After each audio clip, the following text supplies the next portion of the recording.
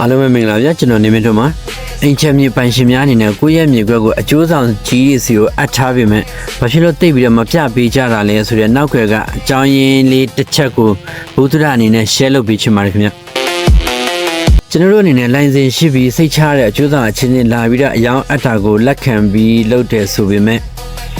ကျောင်းသူနဲ့အဆွေမျိုးလိုမိတ်ဆွေလိုတော်ပြီးတော့ဂျားတွေကပွဲခါတဝက်ကိုဖြတ်သွားမယ်ဆိုတဲ့သူမျိုးလာအပ်တာကကျွန်တော်တို့လက်မခံပါဘူး။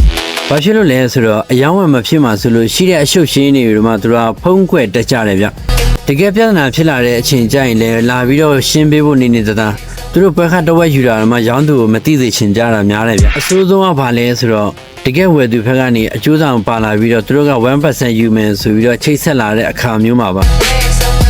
ဒီဘက်မှာဂျာနုက 1% ယူထားပြီးသားဖြစ်တဲ့အတွက်ဝယ်သူစီမှာပါလာတဲ့အကျိုးဆောင်ကိုကျွန်တော် 1% ပြန်ပေးဖို့ကမဖြစ်နိုင်တော့ဘူးလေ